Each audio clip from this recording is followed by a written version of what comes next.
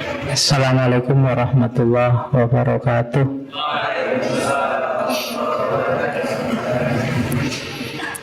Bismillahirrahmanirrahim. Alhamdulillahirabbil alamin. Wa bihi nasta'inu ala umurid dunya waddin.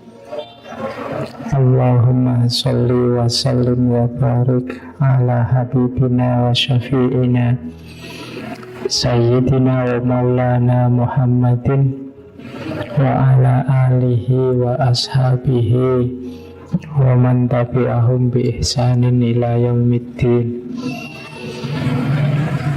Bismillah. Mari kita lanjutkan ngaji kita. Masih tetap ngaji ya, meskipun temanya pernikahan. Jadi kios niatnya tetap sama, golek ilmu, bukan cari pasangan. Ya kalau dapat itu bonus. Ya, jangan lupa, aku salah niat. Targetnya tetap dapat wawasan, nambah ilmu. Meskipun temanya agak unik, jarang-jarang kajian filsafat temanya tentang pernikahan. Bukan perkawinan juga ya, pernikahan. Karena konotasinya kelihatannya agak beda antara perkawinan dengan pernikahan. Kita bahas tema ini sebagai rangkaian bulan ini kita membahas tentang fitrahnya manusia. Kemarin sudah diawali dari fitrah, kemudian kebutuhan kepada yang spiritual, yang ilahi dengan doa, itu juga fitrah. Kemudian fitrah manusia untuk berhumor, kebutuhan manusia untuk tertawa. Kemarin yang terakhir, kebutuhan manusia untuk bermain. Kalau ini saya tidak perlu menegaskan bahwa kamu butuh ini. Kamu sudah merasakan sendiri, apalagi seumuran-umuran teman-teman ini panas-panas sih tetap. Jadi masih nguntuk-nguntuk. Bayanganmu kalau pernikahan itu ya porsi paling besar kan tentang perkawinannya. Jadi arahmu kan mesti ke situ. Padahal nanti mungkin banyak rahasia, banyak nilai yang bisa kita gali dari pernikahan. Mungkin malam ini saya tidak sangat banyak ngomong tentang perspektif agama seperti malam-malam kemarin, karena sudah sangat banyak orang ceramah tentang hikmahnya pernikahan, manfaatnya nikah, dan macam-macam. Agak kita geser sedikit ke pandangan para filosof. Jangan kaget nanti kalau ada yang agak aneh-aneh. Ya, sebenarnya kalau dalam Islam sendiri nikah itu ya tidak terlalu sekaku seperti yang ada di pikiranmu bahwa kamu wajib harus segera menikahkan gitu. Pertanyaan yang paling kamu anggap ngeri kan itu kapan kawin, kapan nikah. Kalau dalam Islam itu hukum dasarnya menikah, satu-satunya sejauh yang saya tahu, fuqaha ahli fikih yang bilang nikah itu wajib, Imam Az-Zuhiri. Kalau Imam Malik, Imam Hambali, ya Imam Hanafi itu bilangnya sunnah. Kalau Imam Syafi'i malah mubah. Jadi ada beberapa ulama yang sampai akhir hayatnya kan tidak menikah. Jadi mubah itu dikiaskan kayak makan, minum itu kan. Makan, minum itu kan ya sifatnya mubah saja. Ada yang kemudian ini hukum dasarnya. Tapi kemudian ada yang dikembangkan kayak di fikih sunnah itu ya nikah itu bisa wajib, bisa sunnah, bisa makruh, bisa haram. Kamu cermati dirimu ada di posisi mana. Wajib itu kalau segalanya dalam dirimu sudah memadai dan kamu merasa tidak kuat saya Pak nahan, kalau dilama-lamain, nah, itu berarti kamu wajib. Ada sunnah. Sunnah itu ya dalam dirimu sudah ada kualifikasi semuanya. Kamu ya ekonominya sudah mapan, dirimu juga secara fisik sehat. Cuma kalau nahan nafsu ya kamu bisa-bisa saja wong. Sejak kecil sudah latihan menahan misalnya. Itu sunnah. Ada makruh. Makruh itu kamu sudah pengen kawin, tapi sebenarnya kamu masih belum layak. Kalau nekat kawin menyengsarakan pasanganmu nanti. Tapi kamu sudah tidak kuat, ingin segera kawin. Ini makruh. Makruh itu ya kalau kepaksa ya piyeneh modal bismillah lillahi ta'ala terus kawin. Misalnya kamu mungkin kemampuan itu kan tidak cuma ekonomi, mungkin fisik, atau mungkin kamu merasa saya itu bisa tidak ya, mungkin mau periksa ke ini dokter terus wah ternyata ada yang aneh ini misalnya. Itu bisa makruh. Ada malah haram. Haram itu kamu tidak mampu dan dengan kawin kamu akan merusak. Mungkin merusak pasanganmu atau merusak dirimu sendiri. Mungkin kamu jenisnya psikopat misalnya. Kalau kawin sengsara pasanganmu, nanti mau ajar terus. Atau kamu tidak bisa misalnya. Itu kan menyusahkan istrimu, menyusahkan itu. Atau ekonominya lemah. Ini dikhawatirkan wah ini kalau nekat kawin ini bisa yang haram-haram ditabrak semua. Ini bisa maling, bisa ngutil, bisa noas. Nah itu ada haram. Jadi itu level-level. Jadi kalau ditanya hukumnya nikah ya bisa lihat situasinya.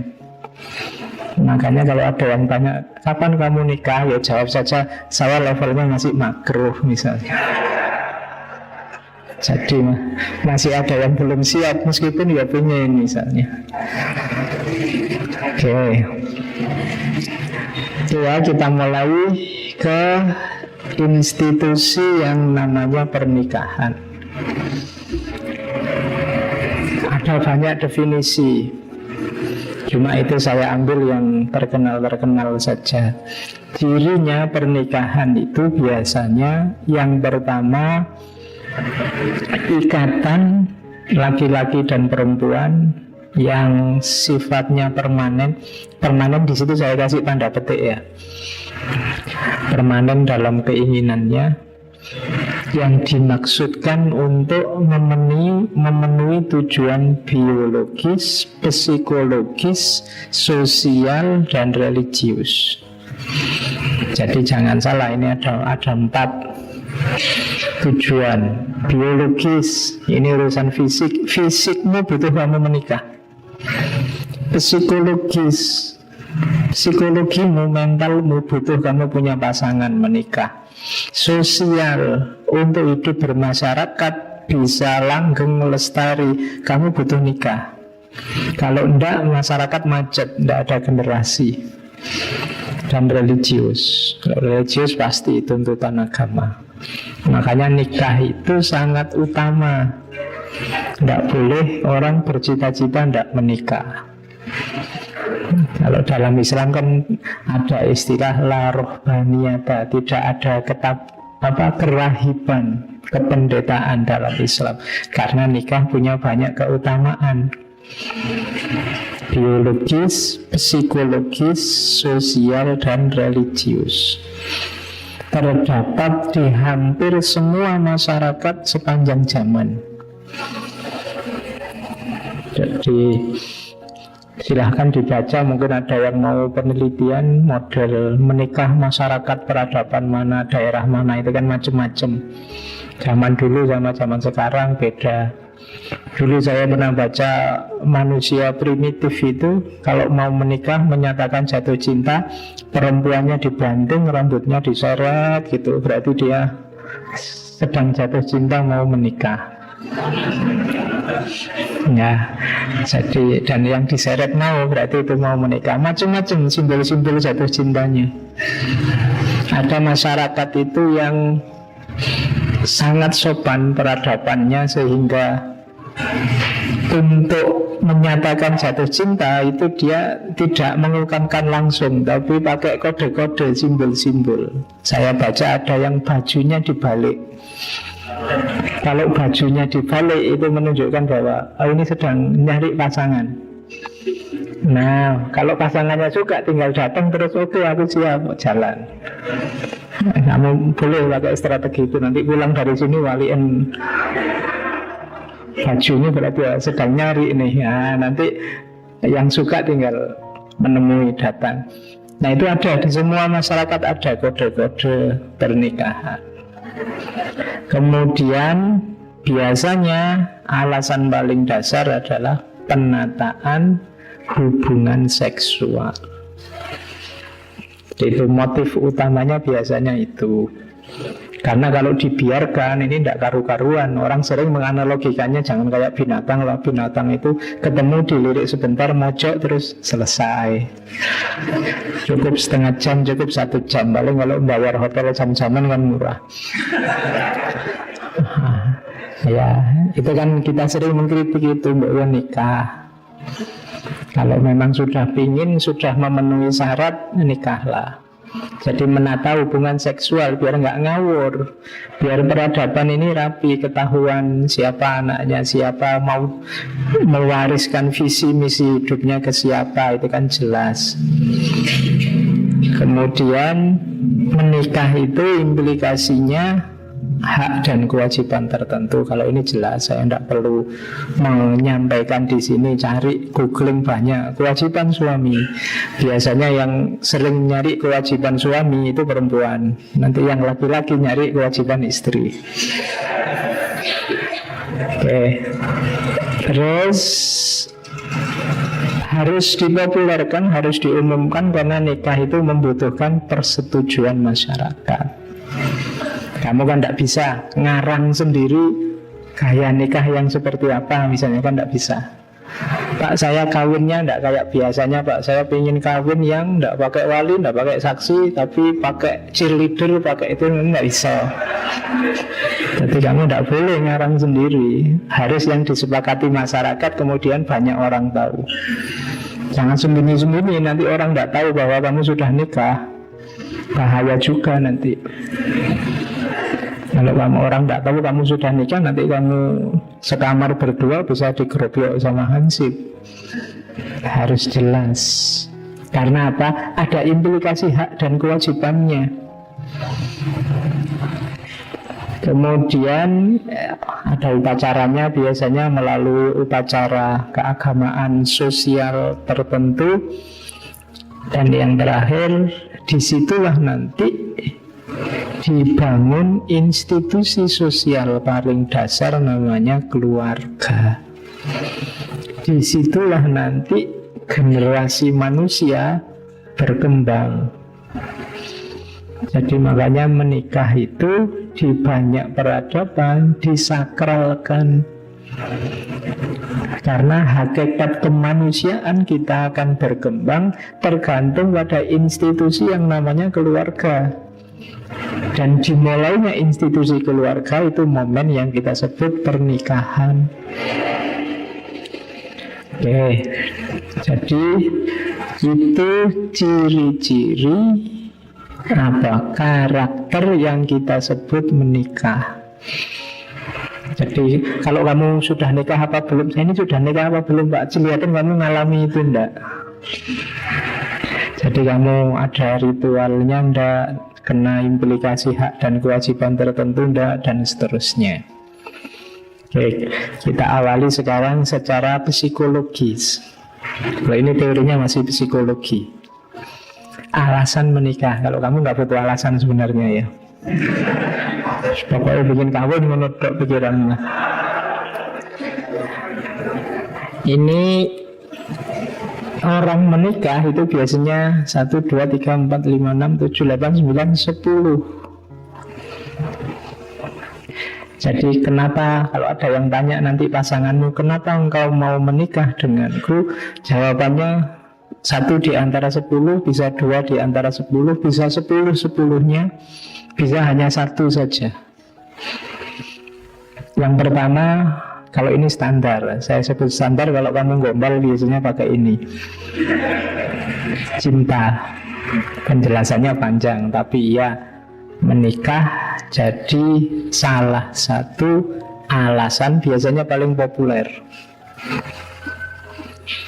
Kemudian yang kedua, happiness. Ingin bahagia, ingin tenang, ingin tentram. Daripada kita pacaran sembunyi-sembunyi terus, nikahlah kita, aman misalnya. Ingin nyaman, khawatir kehilangan, khawatir ditinggal. Kalau sudah nikah kan khawatirnya sudah berkurang banyak. Sudah kena aja kok. Misalnya kamu kan tidak khawatir lagi, sudah resmi kok, sudah jadi milikku sekarang. Itu emotional security. Bagi yang sudah punya pacar kok tiap hari bingung terus, gelisah terus, menikahlah. Nah, gelisahmu yang lama akan hilang, ganti gelisah yang baru. Oke, tapi kan lumayan tenang. Kalau kemarin kamu masih sembunyi-sembunyi, dikejar-kejar. Seperti yang ketiga, companionship. Escape from loneliness. Sekarang berdua, tidak lagi bersatu. Jadi sekarang sudah punya pasangan. Kalau tadi ada masalah dipikir sendiri, sekarang sudah berdua. Masalahmu, masalahku sekarang. Nah, itu escape from loneliness. Jangan salah, nanti mungkin pernikahan itu di usia-usia sudah tua, sudah lanjut, itu loneliness ini problem. Anak-anaknya sudah besar, sudah kemana-mana, di rumah hanya berdua. Jadi kesendirian bisa jadi motif untuk orang lebih baik menikah. Yang keempat, kalau ini drama ya banyak. Parent wishes, membahagiakan orang tua, keinginannya orang tua. Itu motif juga, alasan menikah. Yang paling sering tanya kapan kamu nikah kan kalau kamu sudah cukup umur kan orang tuamu. Dulu waktu SMA, waktu kuliah dilarang-larang pacaran, begitu kamu lulus kapan kawin? Gitu.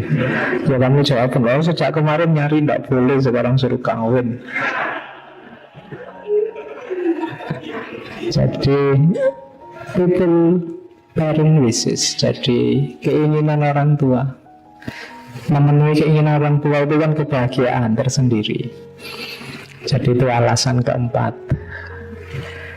Oke, ada alasan kelima, economic security. Ada orang menikah itu untuk ekonomi. Wah, saya ini lontang-lantung, alhamdulillah dapat pasangan sudah mapan. Nah, itu economic security. Saya ada tetangga dulu zaman saya kos itu, kerjaannya cuma becak, tapi istrinya 4.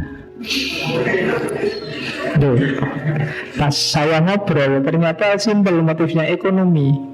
Karena istrinya 4 ini, 4-4-nya jualan di pasar. Yang satu jualan apa, ini jualan apa, jualan apa. Jadi kan ada 4 pedagang ngumpul jadi satu, tambah tukang becak. Secara ekonomi terjamin.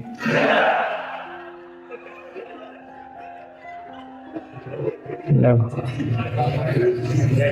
Ya boleh kamu jadi strategi ekonomi. Jadi ternyata nikah satu tidak cuma urusan nambah istri, juga untuk strategi ekonomi. Hidupnya lebih mapan akhirnya. Oke, itu ada lagi, saya tidak tahu ada nggak yang nomor 6 nih, adventure. Jadi ingin ngerti rasanya nikah itu kayak gimana, ingin punya pengalaman ya, my life and my adventure. Nah, antara lain menikah itu tadi. Jadi ada loh yang diam-diam nikah itu hanya ingin tahu saja. Ya kalau tidak cocok ya bisa di cancel Pak, nanti pulang lagi. Adventure masih bagus karena ada yang kalau di situ nggak ditulis, tidak boleh, alasannya hanya ingin senang-senang, ingin enaknya saja. Makanya Mungkin pernah saya cerita ya, saya diceritain ada sejenis prostitusi syariah. Ini saya tidak tahu, itu mungkin istilah ini kritik sebenarnya. Jadi ada praktek semacam itu dengan mempermainkan hukum Islam, hukum agama. Kalau dalam fikih namanya khilah. Jadi booking, kemudian sebelum masuk kamar di situ disediain tak kaumnya untuk mengijabkan, ditambah saksi. Tidak butuh wali karena perempuannya juga sudah tidak single lagi, janda. Karena janda, jadi dia bisa tidak butuh wali, ditambah saksi, tinggal butuh pak kaum. Terus sebelum masuk kamar ijab qabil, qabil itu masuklah ke dalam kamar. Besok pagi kalau sudah selesai ya saya ceraikan engkau. Jadi bisa secara fikih bermain semacam itu. Ya kalau mau hanya lihat itunya sah. Tapi kalau model kayak gini, kamu nanti bisa tiap malam ganti pasangan. Qabil itu terus kamu tiap malam.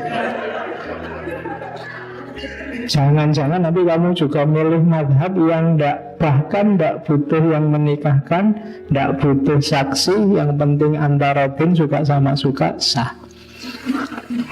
Bisa semacam itu kalau ingin hanya mempermainkan hukum. Makanya di situ tidak tak tulis, hanya ingin senang-senang. Visi dan misi dari pernikahan hilang. Itu hanya beli. Sama saja kayak yang beli yang lain. Jual beli itu kan asal suka sama suka selesai. Jadi itu masih tidak termasuk alasan menikah, karena itu bagi saya tidak menikah. Mungkin hanya kawin.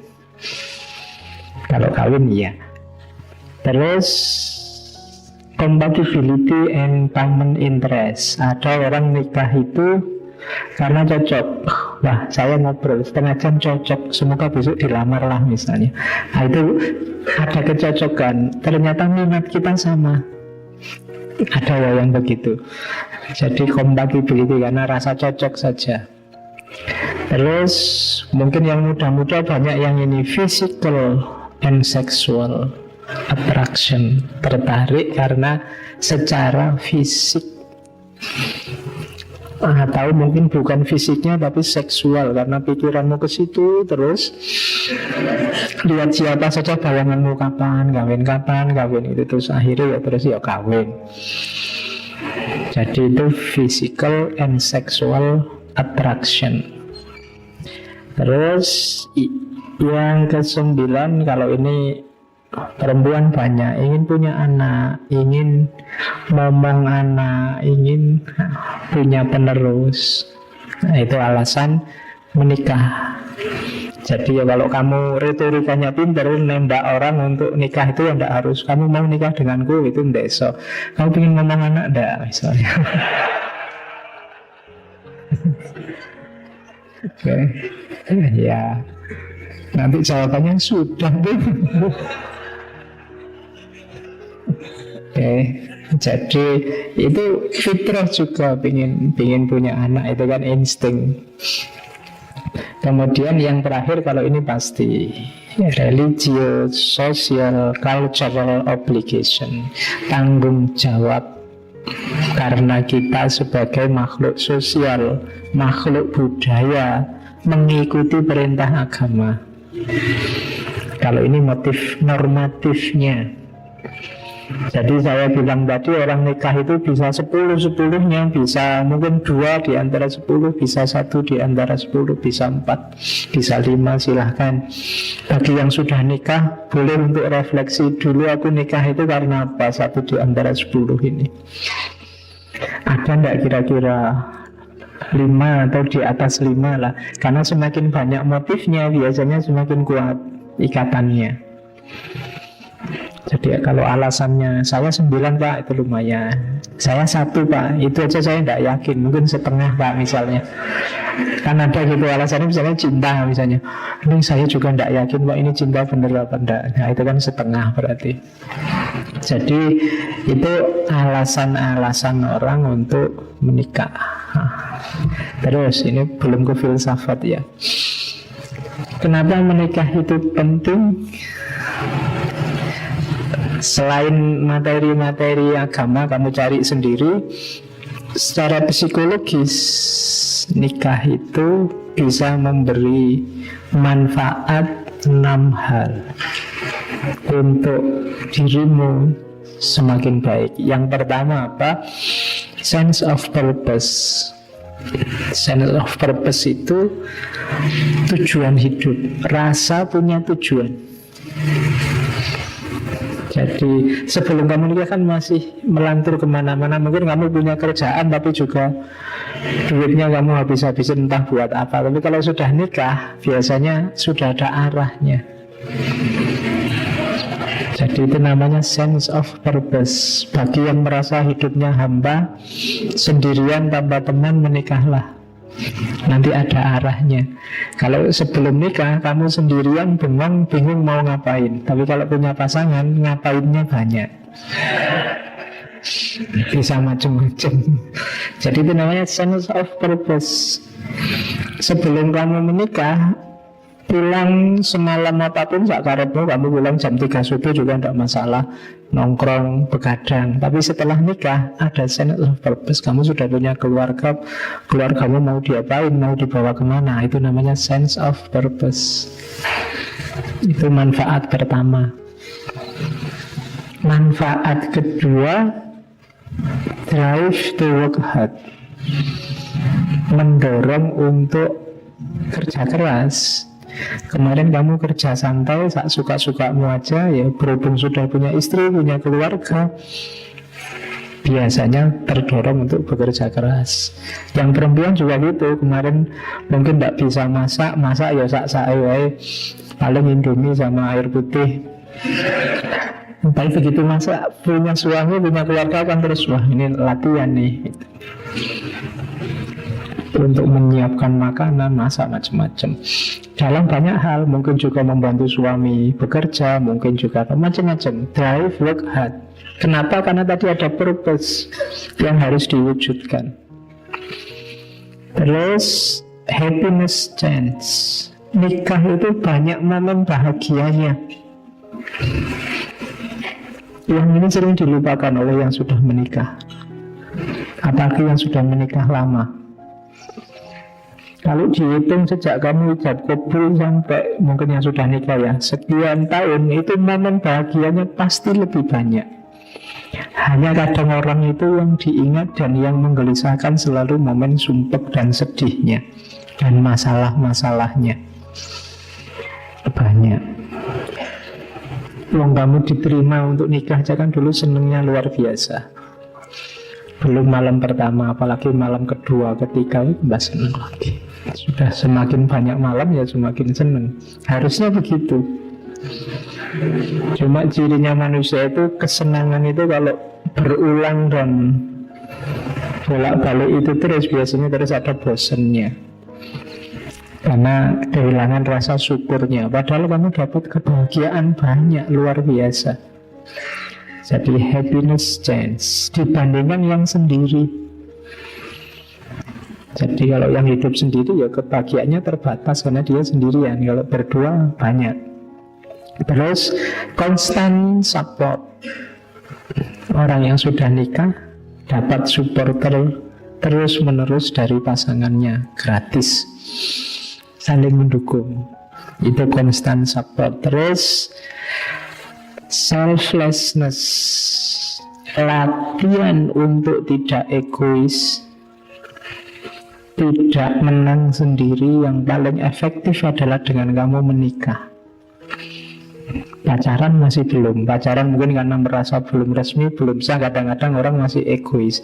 Tapi begitu kamu nikah, mau tidak mau harus kerjasama.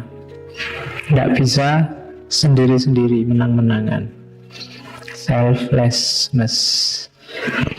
Jadi dengan menikah otomatis kamu tidak perlu diperintah, ayo ngalah loh sama pasangannya. Tidak perlu begitu otomatis. Karena kalau tidak begitu, tidak bisa hidup bersama.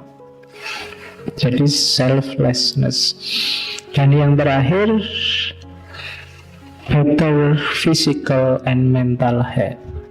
Saya tidak tahu, saya pernah baca berita bahwa orang yang sudah menikah itu harapan hidupnya bisa nambah 4 tahun. Hitung-hitungannya sekondi. Jadi mungkin semakin sehat, semakin apa-apanya tertata, mengurangi stres banyak. Jadi better physical and mental health.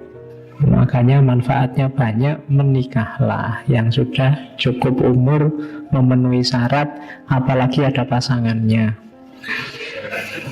Ya nomor 1 kan itu kan, kayak di humor-humor itu bahwa syaratnya orang nikah itu kalau bahasa Jawa namung kalih. Ya, kalih sinten, sama siapa. Oke, jadi manfaatnya banyak. Terus ini saya ngomong psikologi dulu sebelum ke filsafatnya. Kalau ini buat parametermu besok ya, keluargamu ada di titik mana? Keluarga itu ada yang makomnya vitalize, ada yang harmonius, ada yang konvensional, ada yang conflicted, ada yang devitalize. Hati-hati jangan ada di yang paling bawah. Vitalize itu cirinya serba cocok, komunikasi bagus, kalau ada masalah bisa cepat diselesaikan. Keluarga kita kalau cirinya ini bukan berarti tidak ada masalah. Kalau ada masalah bisa selesai karena komunikasinya bagus. Itu namanya masih vitalize, masih hidup dan baik dan memuaskan. Ada satu level di bawahnya. Jadi ternyata keluarga harmonis itu level 2. Kalau yang level 1 sangat puas orangnya, jadi namanya vitalize. Jadi mari kita ciptakan keluarga yang vital. Ada di bawahnya keluarga harmonis. Kalau harmonis, ya cocok, ya komunikasinya jalan, ada masalah bisa menyelesaikan. Cuma ada beberapa hal yang tetap tidak selesai, tetap tidak sepakat, hanya terpaksa harus jalan, terpaksa disepakati. Biasa kadang-kadang orang itu ada yang tidak cocok, yang sini pingin anak 11, yang sini pingin anak 2, itu kan tidak cocok. Yang sini prinsipnya banyak anak, banyak rezeki, yang ini banyak anak tambah sumpah aku. Nah, beda prinsip, tapi kan tetap harus jalan. Tapi beda prinsip, tapi karena komunikasi jalan bisa menerima. Jadi itu namanya keluarga yang harmonis. Nah, ada lagi keluarga yang level 3, konvensional. Konvensional itu komunikasinya agak susah. Resolusi konfliknya juga tidak terlalu jalan, jadi ada masalah, menyelesaikannya susah. Cuma diuntungkan oleh alasan tertentu yang membuat tetap bertahan. Misalnya, kalau tak terus-terusin kasihan anakku. Nah, ada alasannya.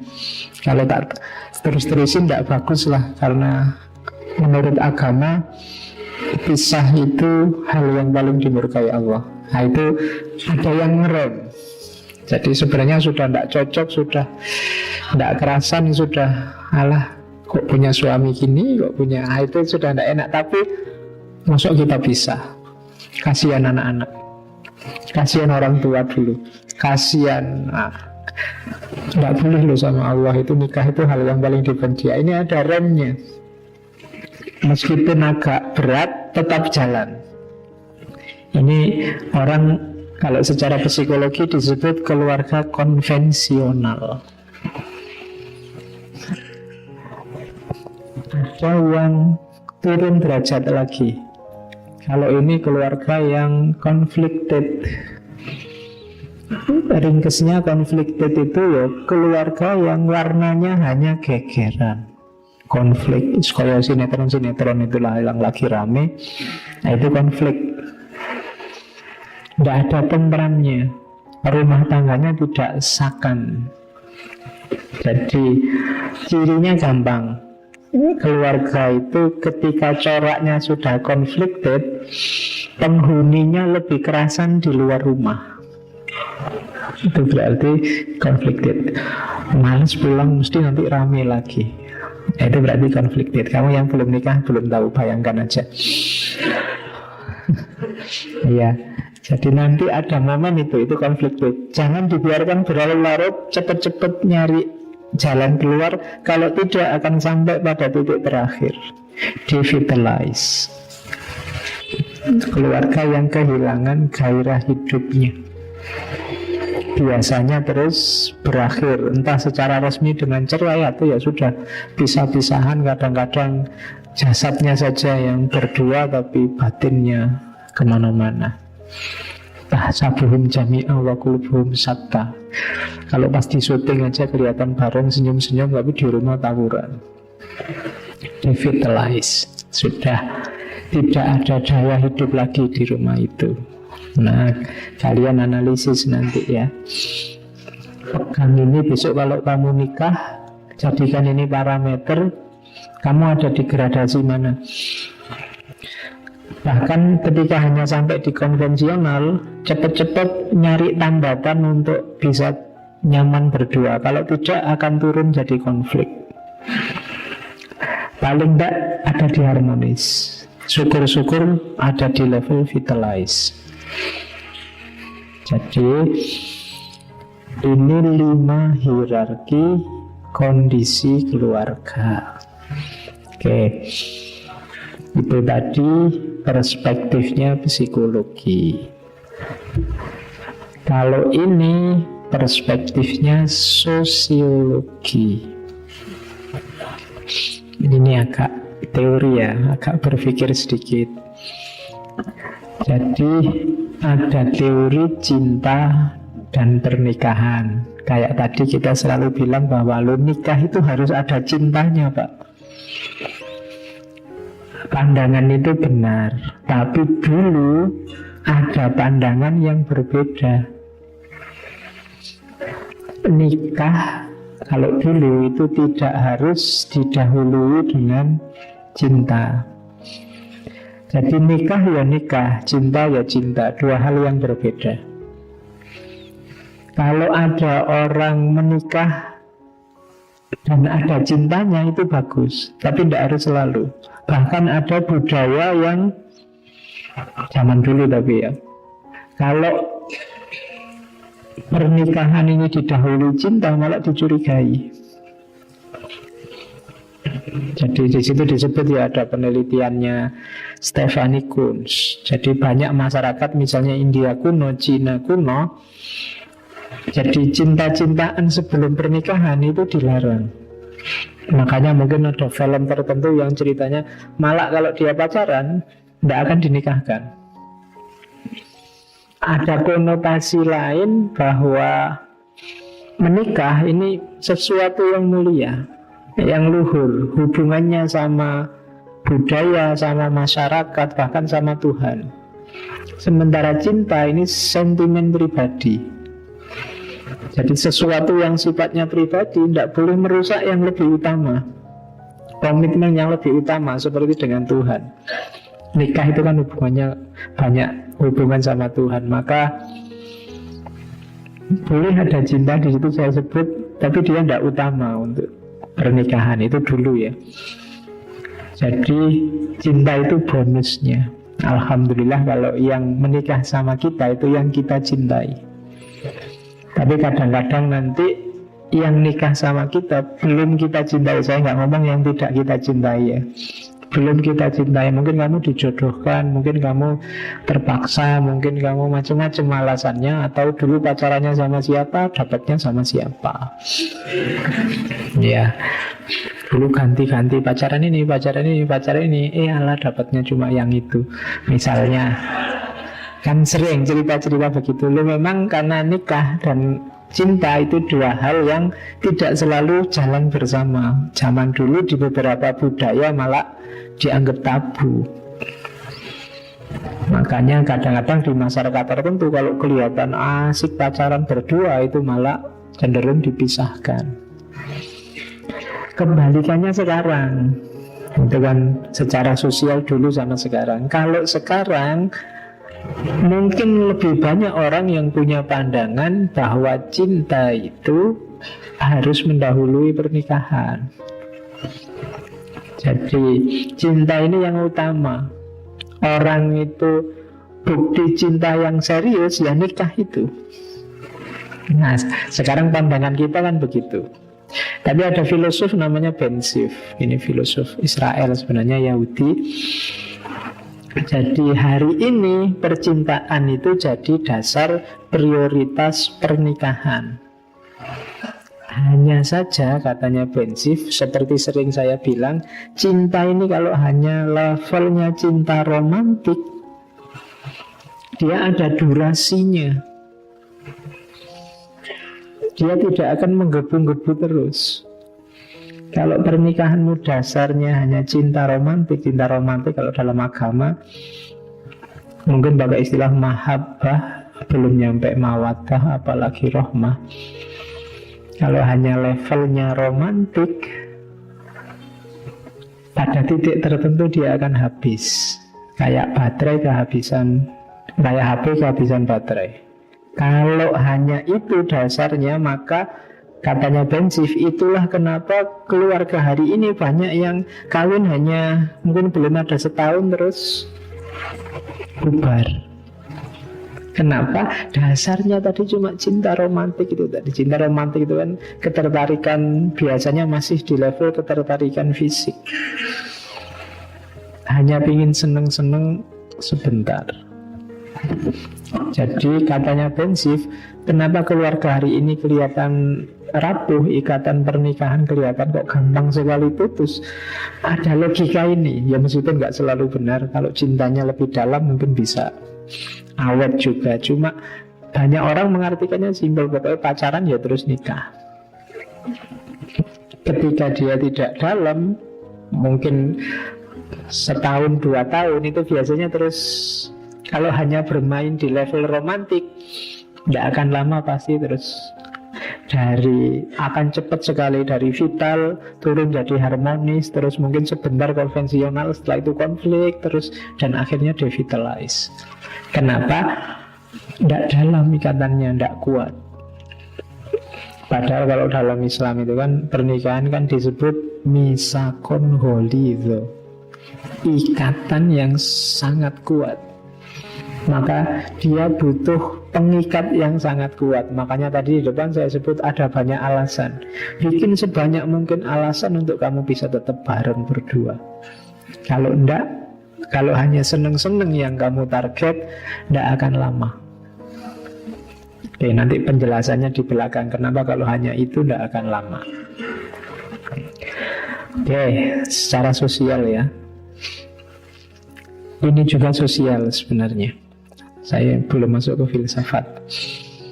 Secara sosial biasanya juga hubungan antar manusia, 2 orang manusia dalam pernikahan, ini dalam pacaran juga sebenarnya sering juga ada masalah ini. Titik-titik masalahnya ada di 1, 2, 3, 4, 5, 6 hal. Kalian yang punya pasangan, perhatikan 6 hal ini. Akar masalahmu tidak akan lepas dari 6 itu. Jadi kalau ada masalah, aku itu loh punya pasangan kok gegeran terus Pak, coba cermati. Pasti 1, 2, atau 3 di antara 6 itu. Yang pertama apa? Komunikasi.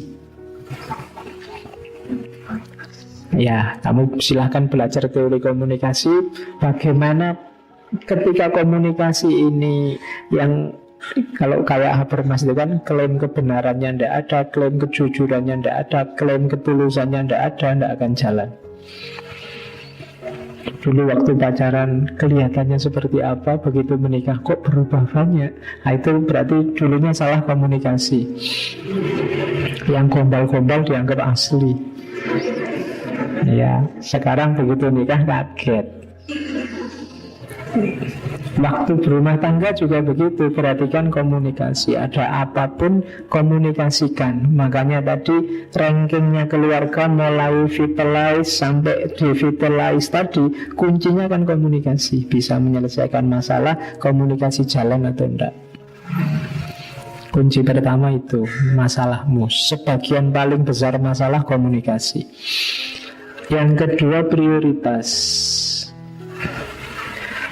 Ya, manusia itu betapapun dia hidup berdua, masing-masing punya persepsi, punya visi yang kadang-kadang berbeda. Yang sini prioritasnya apa, yang sini prioritasnya apa. Yang sini karir dulu, yang sini anak dulu. Yang sini pingin kuliah dulu sampai S3, yang sini kan pinginnya kerja saja langsung. Prioritas-prioritas. Prioritas itu seperti sering saya bilang, hidup ini banyak pilihan yang bukan milih yang baik sama yang jelek, tapi yang baik sama yang baik, tapi mana yang harus didahulukan. Itu namanya prioritas. Kuliah ya bagus, punya anak ya bagus. Yang sini pengen punya anak dulu, yang sini pengen kuliahnya selesai dulu, terus rame. Nah, itu prioritas. Yang sini pengen nikah aja gampang, nanti urusan selanjutnya kuliah sambil jalan. Yang sini adalah kuliah dulu aja lah, nanti daripada tidak konsen kita nikahnya sambil mikir skripsi. Itu prioritas-prioritas. Itu kalau tidak cocok biasanya jadi sumber masalah. Kemudian yang ketiga, kalau sudah menikah biasanya berhadapan dengan ini, division of labor, pembagian kerja. Siapa yang keluar rumah, siapa di dalam rumah, siapa masak, siapa nyapu, siapa nyetrika, siapa. Itu sering jadi masalah. Ketika komunikasi tidak jalan, pembagian kerja tidak jelas, itu terus biasanya rame. Lah kok enak aku nyuci terus, lah aku kan kerja di luar paling di kantor cuma baca koran, baca WA, baca ya, pembagian kerjanya enggak fix. Ini juga sering jadi masalah. Terus intimasi. Intimasi ini biasanya orang itu menggebu-gebu kalau di awal-awal. Ketika sudah banyak urusan berdua, kedekatannya berkurang. Mungkin lebih dekat dengan teman-teman di kampusnya, di kantornya, lebih sering ketemu dibandingkan yang di rumahnya. Itu intimasi, itu sering juga jadi masalah. Kemudian in-laws. In-laws itu sebenarnya orang lain yang ada hubungannya dengan kita. In-laws itu kalau pernikahan ya keluarga. Itu sering jadi masalah. Keluargamu, keluargaku. Ada yang suka ganggu, suka ngerecoki, suka intervensi. Itu in-laws namanya. Mungkin mertua, mungkin sepupu, mungkin family, macam-macam. Itu juga sering jadi masalah. Perhatikan nanti itu. Komunikasikan sebaik mungkin. Itu sering jadi masalah. Dan yang terakhir tidak perlu saya jelaskan, pasti. Yo, duit. Itu pasti sudah ya. Oke, itu pengantar-pengantar sebelum kita masuk ke filsafatnya.